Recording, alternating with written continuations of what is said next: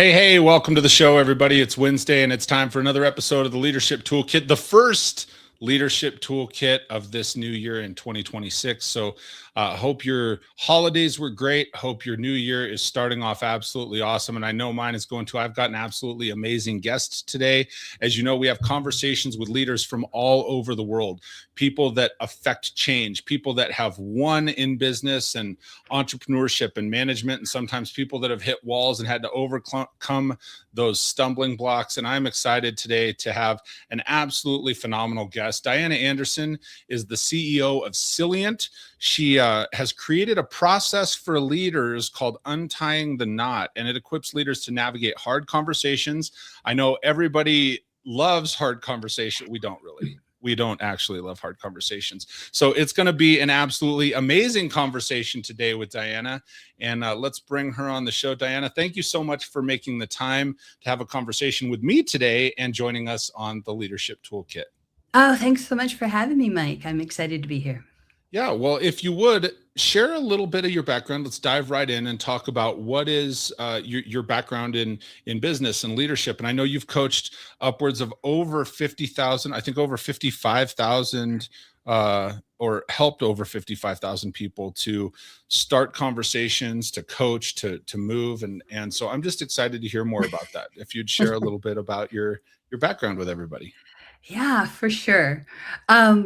Well, my professional career began back in the 90s, where I began with change management, large scale change management, doing re-engineering. And I mentioned that because I'm going to swing back to the concept of change again later.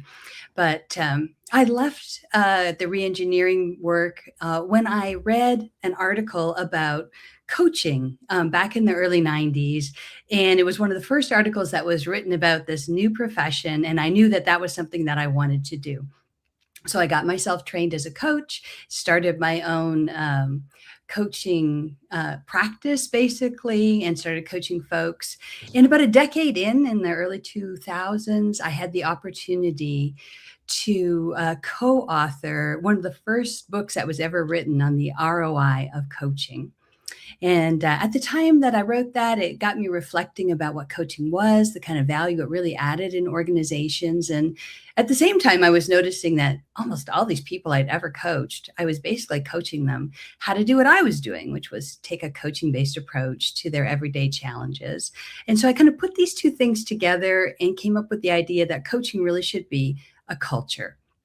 And so I'm a pioneer in the creation of coaching cultures. And when I was trying to scale coaching, which is essentially teach hundreds or even thousands of people how to take a coaching-based approach to their everyday conversations, I needed to come up with a process. And so I invented the Untying the Knot approach to in-the-moment coaching that you mentioned. And as you said, over 55,000 people around the world have gone through that training. And I'd say that, I was doing that right up into the pandemic. And then after the pandemic, I kind of stepped back and looked at the world and said, you know what? The world is going through tumultuous change.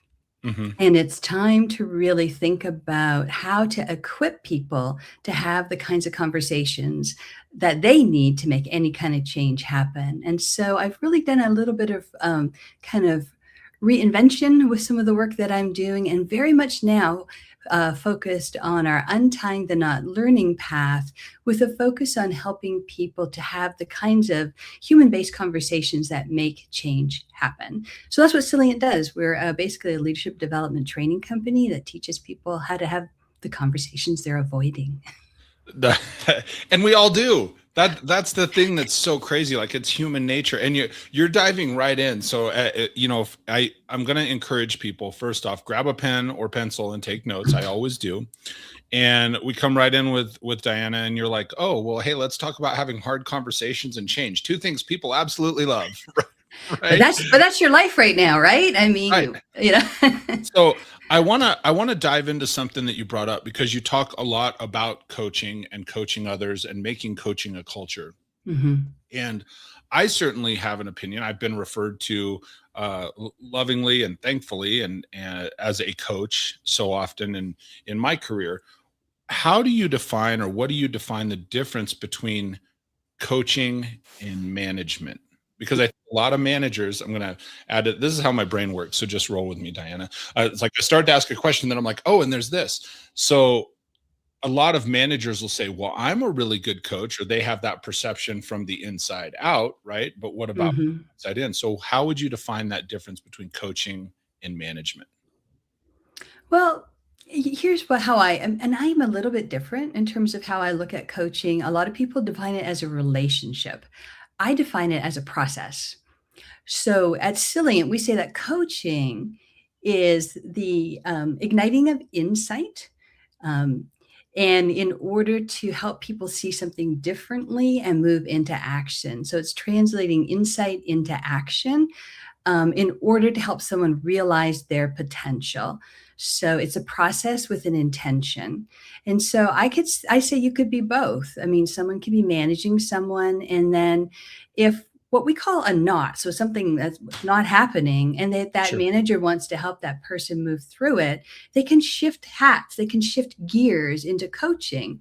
And what they're going to do is try to use their coaching based skills to try to figure out what's stuck for this person. Like, what is it they're not aware of or afraid of or don't know how to do that's keeping them from moving forward. And the goal in a coaching conversation is to ignite an insight that creates learning, and then you support the person to take that new aha and do something positive with it that helps them to develop as a human being. I love that. And as you know, I know you'd listen to a couple shows, and often I sort of want to reiterate or repeat what my guests are saying, because I Sure. want to make sure I get it. I know if I get it, that my audience will get it. And I love a few things that you said. And I sit here and take notes. So I love the fact that I broke this down to sort of 3 steps. And I'm sure there's more than that, but for the sake of just this brief conversation, you said ignite insight to create or move into learning, see things differently. And then third is you got to take action. And I think that's so powerful. Is like it's one thing if we're having a coaching conversation, right? You get somebody ignited and fired up, and they're like, oh man, I can see that. That's great. And then they just go back to work and do the same thing. Right. And then you're like, well, wait a minute, you're missing that last step. And so I'd encourage people to write that down. Do I have that right? Just sort of summed up, right? Yeah, there's a few things. If I would you mind if I just No, maybe amplified a little bit? You've please got the expand. basic gist Absolutely. of it, but the first thing you've got to do is get curious. All right, because the first place that conversation heads south is when if we keep our manager hat on and we come in with judgment, you're wrong, you're bad, and Mm, if you come in with judgment, the person's going to close down. They're not going to have that conversation with you. So first thing, we've got to be curious and we've got to be centered to create a space for this conversation to happen. And what we're getting curious about is what's stuck for this person, what we call knots, and so we actually teach people a framework to how to think about what could potentially be stuck that's keeping someone from doing something differently. And right. then again, so as you noted, our goal is to ignite insight, create that aha experience. Because here's the Mhm. thing, think about it. When you have an aha experience, you're excited about taking action, right? Absolutely. So much more than if you stick in the manager goal or role and just say, go do it. Everyone's like, I don't think so. But when they have their own idea, they're like, yeah, let's do this, right? And and the reason you want them to get excited is because it's the action that cements the learning. Just as you said, if people just go back and sit at their desk, that whatever they just learned evaporates because it's literally a synapse in your head, and it gets solidified by going and doing something and going, oh yeah, that worked. So that's the science and the essence of what a coaching based conversation is all about. Sure. No, love it. I love a couple other things I want to point out to people as I'm pulling these out. Clearly, and you didn't say this specifically, but like when you're talking about getting curious, and people that are in leadership roles, people that are in coaching roles, the best managers need to hear this. Mhm. It's more important to ask questions when you're getting curious than to make statements. So Oh, often, like you're saying, with that judgmental, you come in and go, oh well, let me tell you how to do this, but then it's not their own idea, because you added that dynamic to it too. When people have their own ideas, they want their own ideas to win. And so I think that's very valuable, is like, ask more questions versus making more statements. Let the person you're coaching, I guess, I guess I would say it. And again, if I'm ever off base on any of this, Dianna, you just got to jump in and be like, no, that's not what I'm saying. Okay. But let the person that you're coaching, if you're asking the questions, let them make the statements, because they'll own those statements. Yeah, and can I amplify in this? Because this is Yep. a place where things go a little south sometimes, because there's some people have this perception Sure. that I have the answer, and I'm just trying to, get them to come up with this answer themselves. Right. But I've heard that lots of times. I really want them to have my answer. And so the questions are sort of geared at trying to get them to do what you want them to do. And you miss the magic in coaching if you come from that place. The magic is learning. And here's the thing, as a manager, you don't know why the person is doing what they're doing. You might have an idea, you might think you know, but until you start to ask questions that helps the person to reveal what they're thinking, maybe they are not aware of a possibility that you're considering, or maybe they're afraid or concerned and just lack the skills. So if you're just pushing an answer, you're not really getting at you may not be getting at the true knot. And so you're not going to get the outcomes that you're looking for. Gotcha. So there's a concept, maybe I could just amplify on this a little bit, because Absolutely. another concept that we teach in our Coaching in the Moment workshop, which is the first workshop we teach, is this idea of worldview. And every single human being has their own unique worldview. All right. Each of us has wired up our worldview from all the experiences that we've had in our lifetimes, all the things we've read, the people we've met, the challenges we faced. Each of us has our own assumptions and beliefs about how the world works. And when we're faced with a decision or a challenge or just everyday activities, we refer to our own worldview, and whatever we do, we believe is in our best interest. So coaching begins the moment you choose to get curious about the other person's worldview. And a simple way of putting it is like, why are they doing what they're doing? And that's where the magic and the power is, because when you begin coaching from that understanding, then you really can ignite an insight that broadens someone's thinking, or builds on their skill set, or helps them move through a fear.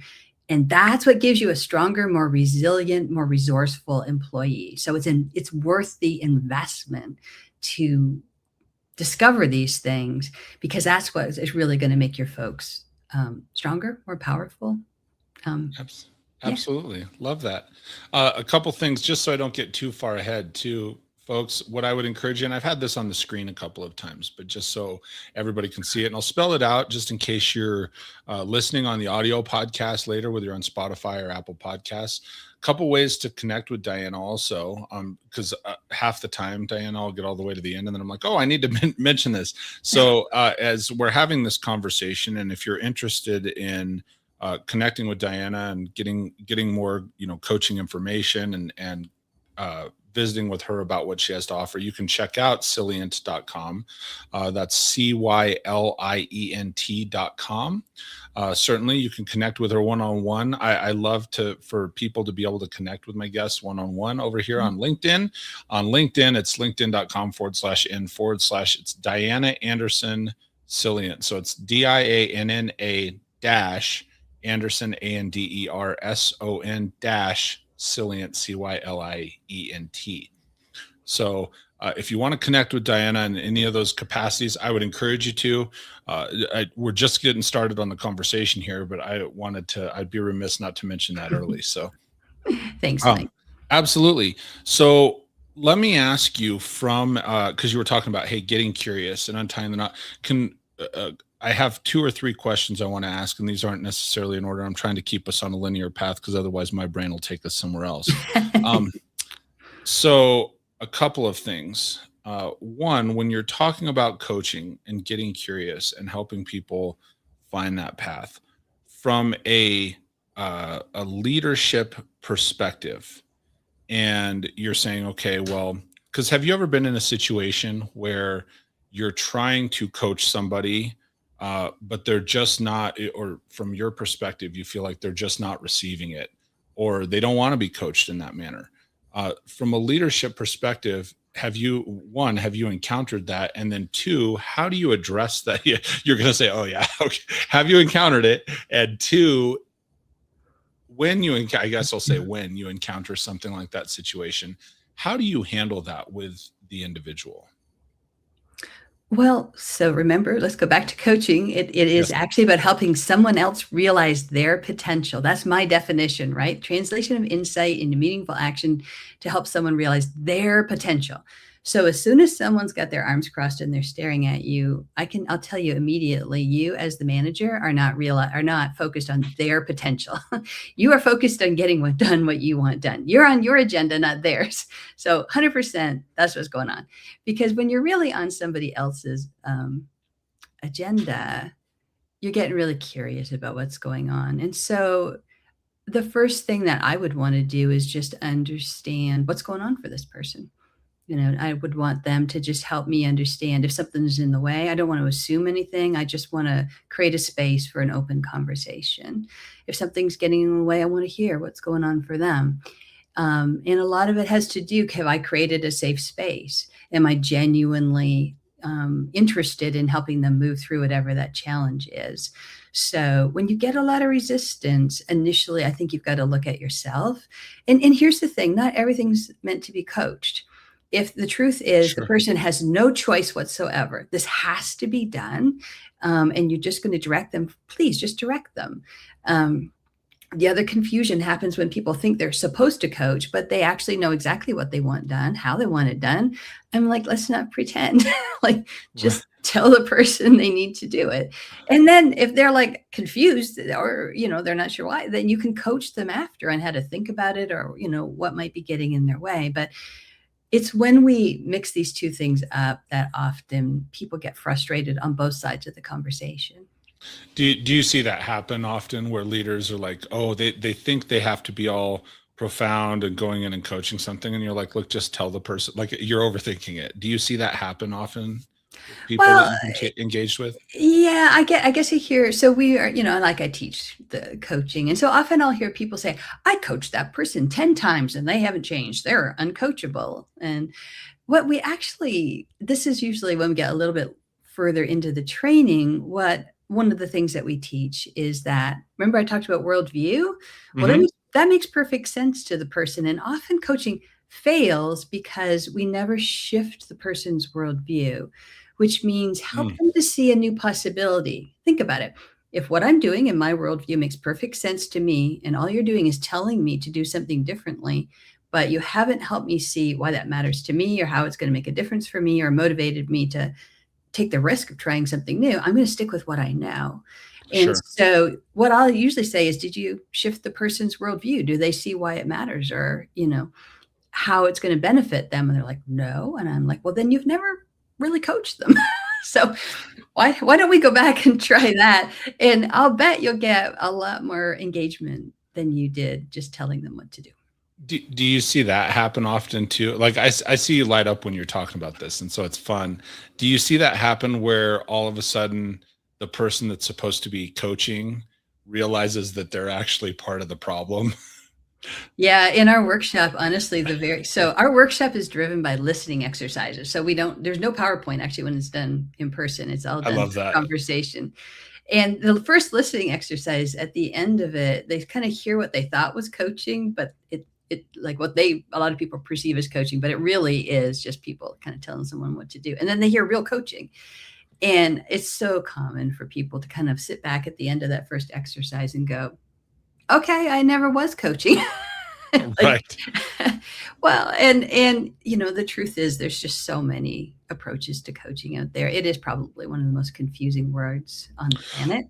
Uh, so it's fair enough that, the people have different perceptions of what it Well, and I think that's a good point for anybody listening. Like, you take note of that statement right there. There's so many different, dimensions and dynamics to coaching. There is no one way.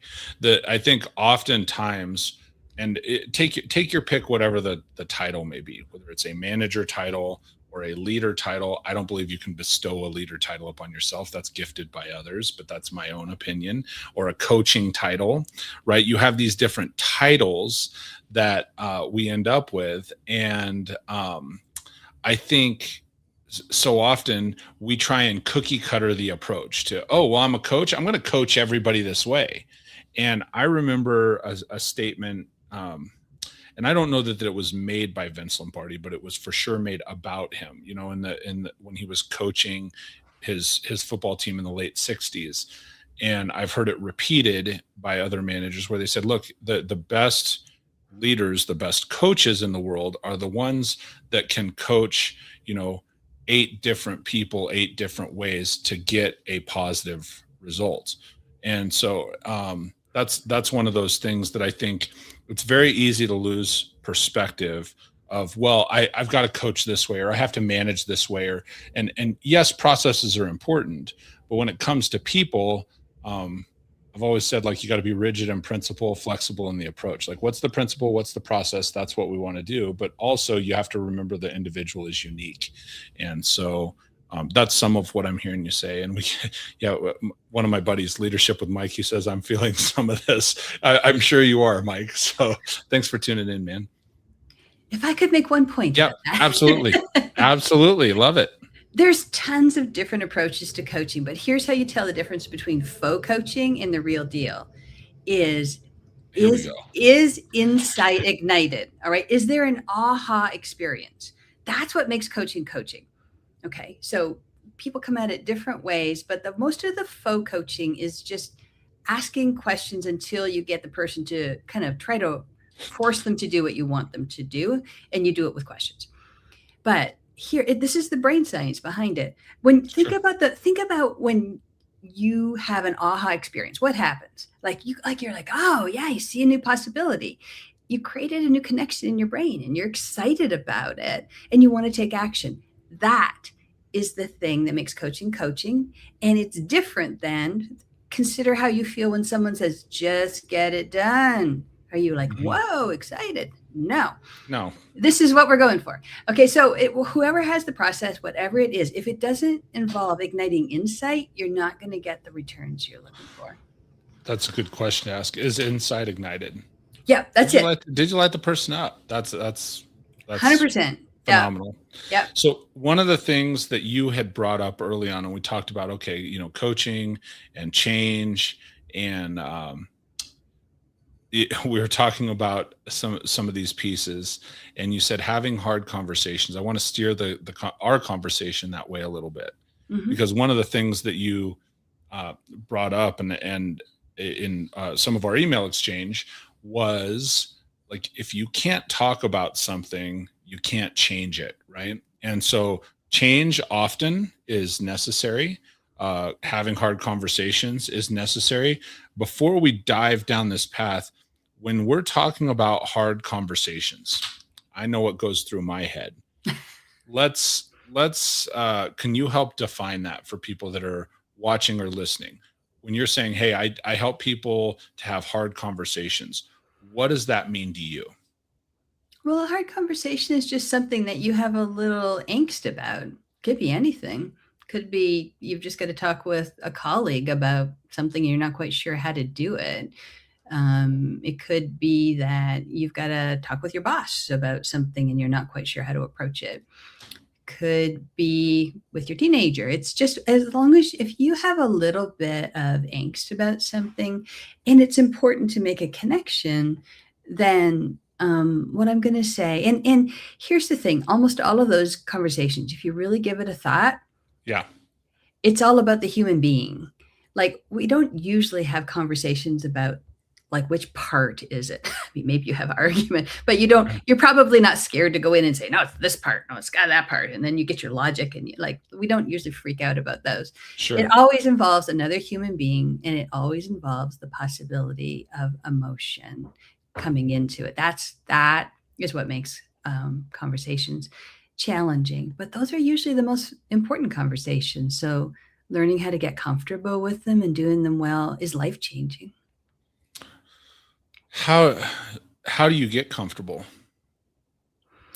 Well, here's the first thing I would tell you is you want to learn to get centered. Okay. The first place I see these conversations go off the rails is when people come in with a lot of emotion on their own side. They want to be right, or they're scared, or they haven't thought about what their intention is for the conversation. Mm. So there's lots of simple ways to get centered. One of my favorite ones is actually to get into coherence. You can do something through heart math. It takes 5 minutes to do, and it helps you to kind of get your head and your heart aligned. It's a great place to start. You But said there's heart math? Heart Math is, yeah, it is a group that it's a not-for-profit group that has done research on what we call heart-mind coherence for Okay. for decades. So simple, they're very simple. You can do it a number of different ways. But if that's not your thing, there's all kinds of apps and stuff. But you've got to be able to come to a centered place so that you're creating a neutral and inviting place to have the conversation. All right, so that your emotions are not the overlay. I think there's a lot of great insight there, Diana. I think there's so often, like when you're saying, hey, anything that provides angst, anything that has a little bit of anxiety, I think it's easy, and it doesn't matter if so often we'll build stuff up in our heads, right? We go, oh man, this is going to be a difficult conversation. And you just go, or a hard conversation, and you go and you say the thing, whatever the thing may be, to that other individual. And they're like, oh yeah, I can handle that. And you've built yourself up to this place of like, that's one thing to realize. And I know I've said this before on the show, but it's one thing to realize is like, it's probably never really going to be as bad as you've made it up in your own mind. Right. The few things that you put out here is, getting centered.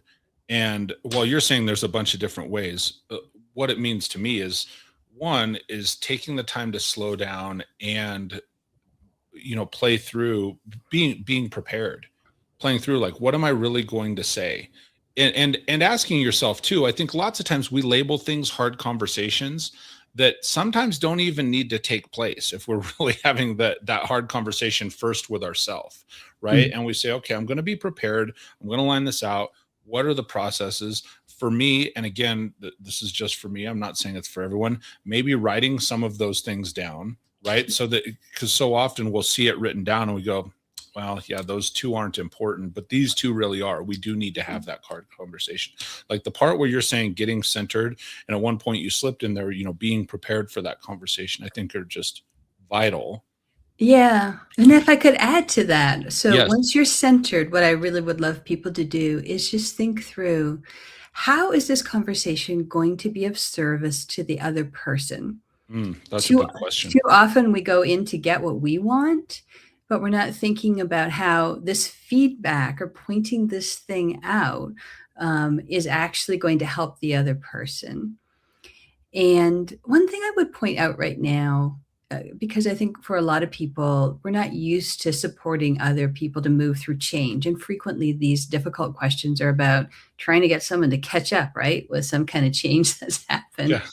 And here's what I would tell you, just to help you be at ease and feel more of the sense of service is, if people cannot flow with change right now, their skill sets are going to time out very, very quickly.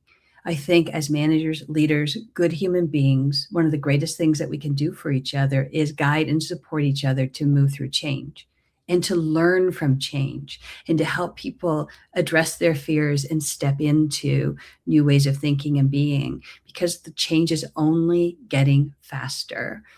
And so another thing to think about is when we delay in having those conversations, we Mhm. actually may be putting someone at risk. Just because someone gets grumpy about having to change is not a reason to step back and let them, you know, Stay not. where they're at. Yeah. Yeah, because that where they're at is going to not probably, there's very few jobs where just staying where you at is going to be viable in, 3, 5 years. Like if you're not learning, you're going to fall behind. So often these conversations are really about helping people how to navigate change more quickly and effectively. And that is a gift. You're giving them a gift. Absolutely. Well, and sometimes helping someone navigate through it, quite simply, it's the old saying, right? Two heads are better than one. If they're trying to navigate it on their own, and maybe they just need a different perspective, maybe it takes them sharing a different perspective with you. Like you have to be open to both sides of it. Mike shared again.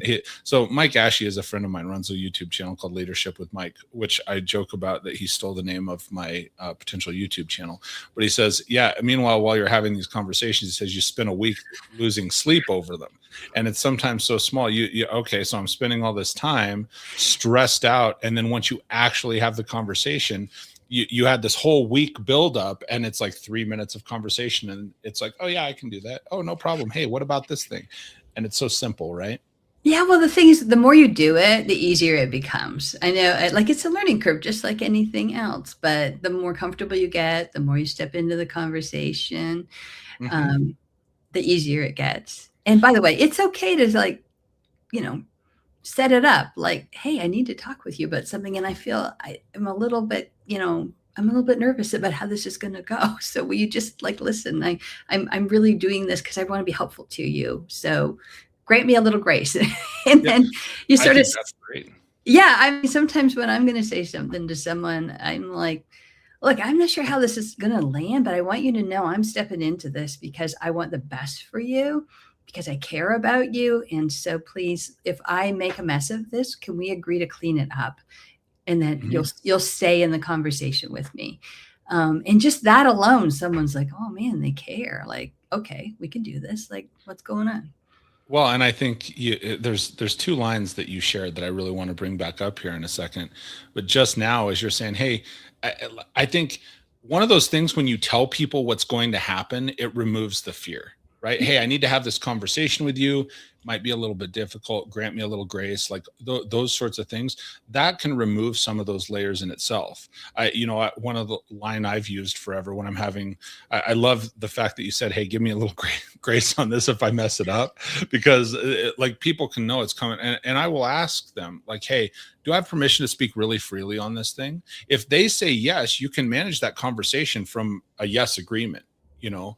So it's like, oh, okay, well, and that I'm not saying that gives permission to come in and cut someone off at the knees on a hard conversation. I'm just saying I think that's great that you're bringing that up, Dianna, that you're saying, hey, look, let's lay the groundwork for this. And as you're saying, hey, here's what's coming. And I worked in sales forever, and so it was one of those things like you would bring up and say, oh, hey, here's what's going to happen. I'm going to greet you, then we're going to present this product, and I'm going to try and sell it to you. Often that in itself would remove fear from the customer, because they're like, oh, hey, you're here to sell something, I'm here to buy something. That's cool. Same thing, you're here to have a conversation and really help me grow. That's great. And then let's see, Mike makes another comment here. He says, sometimes it can set the receiver up to thinking it's really bad. And then they get the news and think, oh, it's only this. Is this all there is? That's true too. Here, Yeah. here's two statements that you said that I would really encourage people to write down. And these are those small and simple, profound items. The one thing that you said back there when we were talking a few minutes ago, and you're going into this conversation, you were saying, hey, setting yourself up, ask yourself, what is the intention? Mhm. What is the intention of the conversation? What's the intention? What's the potential outcome? The second thing you said that I think is absolutely fantastic, and for people that are real leaders in service to others, you said, how will this be of service to someone else? If it's not going to serve someone else, that's the point where I think it becomes just more of a statement or a management conversation. Hey, I need you to do this. If it's not going to be of service to someone, you want to, from a coach's perspective and a really good leadership perspective, come in from the position of, okay, if this is going to be to uh, to service of them, it allows them and affords them the opportunity to grow. So I loved those two statements that you had shared. Yeah, super. Yeah, and that's a great distinction, and I think it's really important. Again, this is another place where people get a little tangled up with the coaching. They think that everything has to be coaching, but what you just described, where basically you're going to give someone feedback and there's going to Mhm. be some kind of consequence. I call it remedial feedback. We teach it Okay. in feedback in the moment. That's not a coaching conversation. Like if someone's doing something, there's going to be a consequence. They need to know straight up, like this is Yes. what's happening. This is the consequence, And then if they're like, oh my gosh, like I need to fix that, then you can step into a coaching conversation with them and start to help them think through how they're going to change to address the issue. But actually delivering something, or let me just put it this way. If the person has no choice, there is no coaching. All right. No choice, no coaching. It's a good way to put it. No choice, no coaching. You can coach after that conversation, but if the person is not free, your coaching is about illuminating choices that people can make to realize their potential. And if they cannot choose, then don't bother coaching them because it's not real. No, that's great. That's great advice. Simple.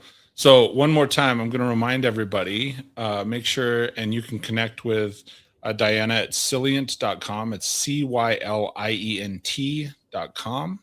Also, you can connect with her on LinkedIn. I'm sure she's some other places, but where we were talking beforehand on LinkedIn, it's Dianna-Anderson-Cylient on LinkedIn. I won't spell the whole thing out again, but I'll have that link as well in the show notes as we get going. We're kind of coming down the back end of this here. So one thing, and I loved this statement that you had made, and I just to reiterate to everybody that's listening, there's really not a lot of setup or pre-conversation of the show. I hit our guests like Dianna here with one or two questions, and I say, hey, here's some ideas, and then we jump in and we want to, on the Leadership Toolkit, I really want to lean on their expertise. And hey, what can we talk about? And one of the statements you made that I think is absolutely phenomenal, and I wanted to dive in on this. Your comment was, change has changed, but how we think about and approach change hasn't changed that much. So can we go down the rabbit hole and have you break that down a little bit? When you said change has changed in the last few minutes. Yes. Okay. Let me give you a synopsis of what we can do this in 10 minutes, right? No problem. Bam. Sure. Okay. Well, here's the gist of it. A lot of our expectations about change, how it works, how it happens, really are from the last century. And I was there. Okay. I did re-engineering, and, our projects had beginnings, middle, and ends. They had agendas. We knew what the output was going to be. We knew how to measure it. We knew when we were, we had to benchmark it, all the things. If a change looks like that right now in this moment in time, it probably is not moving a needle that we're really super excited about. I mean, almost all the change that we're really spending our time on, the stuff that's keeping us up at night, is a lot more convoluted. It looks more like a ball of knots, and you're not quite sure how to begin, even what the beginning is, what the end is going to be, how you're going to measure it, even who's going to get involved. Increasingly, change requires a lot of people with different perspectives and capabilities to be in very open-ended conversations to try to discern which way to go. And when we approach that kind of more convoluted, complex change with the expectation it's going to behave like that old-fashioned linear logical change, everybody gets frustrated and angry. And so I think the thing to notice, a couple of things. One is when change is that complicated, and there's a lot of pieces to it and a lot of things that we have to learn and sort out, maybe because we've never seen it before. The absolute most important element is the human side of change. It's our ability to talk with each other. It's our ability to set shared intentions and agree to them. It's our ability to create new ideas, to make new connections, to come up with ideas we've never had before, and have enough trust in each other to try them out and really evaluate if they work or no, they don't, and try again. So it's really, I think, time to set aside our old thinking about linear logical change and really embrace that even though so many of the things that we're trying to change right now are technologically driven, the success of those changes and our ability to get the most out of them relies on the human side of change and our ability to work together. And a lot of people just don't see that. So do me a favor, because it sounds now we're talking more on kind of a macro level from what I'm hearing. So can you give me some examples, like some go down to the micro a little bit, or some more specific examples of some of those changes that you see coming at us, um, that still take that human touch and that human connection. Well, I mean, so I'm describing it on a really big scale, but I would Mhm. imagine even in most, well, let me put it this way.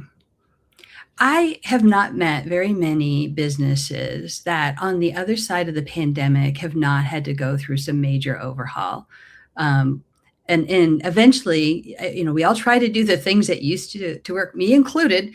And at some point, you're like, okay, it's not working anymore. Mhm.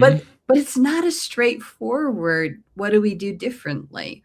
Like collectively, whoever's in your business, we got to step back and look and say, well, what changed about the world? What's our role now? What are we contributing? What does that mean for our product? What's it mean for the people that we have? Does everyone, can everyone contribute to this? I mean, there's a lot of big questions. So if in your business, you're like, it's not working and we don't know what to do, those are conversations where everybody in the company is going to have some perspective on it. You're going to have to put things on the table and think outside the box. And that's where you've got to be able to untie those knots together. So I think it's real for all of us. And anyone who has more than a few people working on something, the world has changed profoundly for all of us. And trying to keep up means we've got to work more closely with other people to see things in new ways and try new stuff out. There's a couple things I want to pull out of there because I think they're great. And one of the places, as you're talking about this, where my brain goes, because we do have a break in our timeline. Like the people that are in the world right now, you have a clear 2020 COVID break in the timeline. Yeah. Because then lots of people say, well, before COVID and then now after COVID. And so you end up with these two distinct sort of places. And you think back and you go, gosh, that was so long ago. It was like 5 years. But one of the things that I hear, and we were thrust into this, in the auto industry, people had to come in, and I'm just saying, for example, right? So think about how this might apply to your business or somebody else's business. In the auto industry, people would come in and look at cars and then spend 4 hours doing paperwork and doing all the stuff. And then you drive out in your new vehicle. Well, when COVID hit, if we're talking, that was pre-COVID PC, right? After COVID, then all of a sudden, and during that time frame, you couldn't be in proximity with people. And so it thrust a major part of the auto industry, including state and local governments, to say, well, how can we do things digitally? It forced that change, right? It was necessary and so forth. And the crazy thing is you go through that and you say, okay, well, now we got to do this digitally. We got to verify driver's license digitally. Most businesses, and I'm just going to say this for what it is, we're more on the cutting edge and further ahead than any of the government agencies, right? They had to catch up. Sure. And the crazy thing is, like for us now, because I'm in the auto industry, we could never go back to that the way we used to do things, because there's a whole new expectation of how I can do it. Well, hey, I can start this process online. I can sign this. I can do that, so on and so forth. Well, you can just verify my license digitally, verify identity, and so on and so forth. So we could never go back to, well, no, I need all this stuff. And, certainly some, if the person's there physically with you, but that's one of the things of, when we have to, if you preface it with that statement of, well, we used to do, right? Could you do that right now? I mean, so there's lots of things that have been forced changed. One other statement that you made that I think is super powerful is that everyone in the company, and we're talking on the company side, everyone in the company is going to have an opinion, right? And opinions, some of them are fantastic and some of them are not so good. I think the thing that's important is people need to be willing to have those conversations, right? If you're looking at change, and at least again, my perspective, you correct me if I'm off base here, Dianna, but if you're saying, hey, we're thinking of doing this, or we have to go to this new place, or we're going to go to this new horizon, or whatever it may be, we have to change this process in the company. We got to change the way we communicate with customers. We have to change things internally. oftentimes now, where it used to be one or two people, CEO and management team making decisions, now it is more valuable to get other people's perspectives and say, okay, well, hey, what are you seeing from the ground? I'm seeing more of that, at least in my career now. Mm-hmm. Yeah. Well, I think to get change to actually take hold, you need to have people contributing to it. And I think also increasingly, you just need different perspectives to understand all the dynamics that are going on that go into solving something. Like one of the challenges I think about is, like we've worked with a lot of construction companies through the years, and a persistent challenge has been younger people are just not embracing construction as somewhere they want to work. And there's a lot of things that contribute to it. And now, not all of them are not, but it's hard for them sometimes to attract the kind of trades. And there's a lot of things contributing to it. So there's no easy fix. There's how people are leading and whether folks want to stay and work with them. A lot of young people don't want that kind of old fashioned, tell them what to do leadership style. It can have to do with people are not attracted to the trades, and how do we, get that to be more attractive? It can be a lot of different things. So a lot of problems kind of look like that. And so you probably need different perspectives. You probably need to hear from the younger folks, maybe even some of the ones that left, like, why didn't they stay? The ones that are there, what do they like? You probably have to challenge some of the assumptions of these more senior leaders about, like, what it takes to create a resilient company going forward. So I just think increasingly challenges, even though they sound simple, have a lot of different kind of tentacles to them. And it does not serve us well to just assume that there are simple answers just because the question itself sounds simple, like we can't get enough people to stay. So when we go through that part of the conversation, this probably leads into a whole nother podcast, but I'm going to ask this question anyway. How do you know, if you're in that leadership role, if you're one of the key executives or the key people that people are looking to, how do you know what's the right answer? I think that's something we got to let go of, the idea that there is a right answer. I think it's one of our biggest challenges. It's like, what are possibilities we can explore? And there may not always be a right answer. There may be multiple things that we try to do and we do differently. I think that's our future and that's one of the old thinkings was, in old change, there were right answers and wrong answers. And we like that. It's very comfortable. She just called me old. I like right answers. We all do. But there are fewer and fewer of them. And the challenge is when we insist upon them, we often miss the mark. And so what we need to do, I just saw Mike come a best answer in the moment. Yeah, it's like, what's the best answer right now? And can we hold it lightly enough to explore it and maybe adjust it or let it go if it turns out that something else changes? So we're very much in the moment. It's you have to think of change more as a process now versus a destination. And that just takes a lot of conversation and a lot of connection. And I think that's our future. I love that. That's a great answer. It's the right answer in the moment.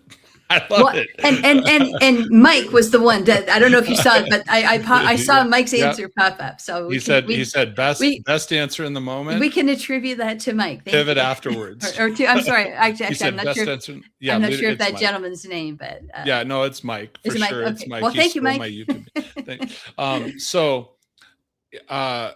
Dianna, as we come to the tail end, first off, thank you so much for the conversation on difficult conversations, on change, some of the things that we've just walked through and talked through today. I've really enjoyed this. Like I've learned a lot. I know my audience has, and so I appreciate you for making the time today. I'm going to ask you in a second, but first I'm going to pitch you one more time. Okay. If you have any final thoughts that you want to take us out with today. But just before that, again, I would encourage anybody that has watched the show. There's a couple of things. One, connect with, there it is. That's the right one. Connect with Dianna and check her out at Cylient.com. It's pronounced Cylient.com, Cylient.com. And certainly you can check her out on LinkedIn. I would encourage you to connect with her there if you want to have more of a one-on-one conversation and get things started that way. It's Dianna, two N's, Dianna, Anderson-Cylient. And so you can look her up in that way. And so just great insight. I think it's, we're at a point in history where there is an evolution of change, right? So it's where lots of things can be different. The one thing I agree with you is still the same. Like there's still that human connection that's needed to be able to have conversations. So any final thoughts to take us out with today, Dianna? Yeah, I would just echo the human side of change is now the side of change that makes anything happen. In some ways, it always has been, but it's even more important now. So I just encourage you to step in the conversations that you're finding a little challenging.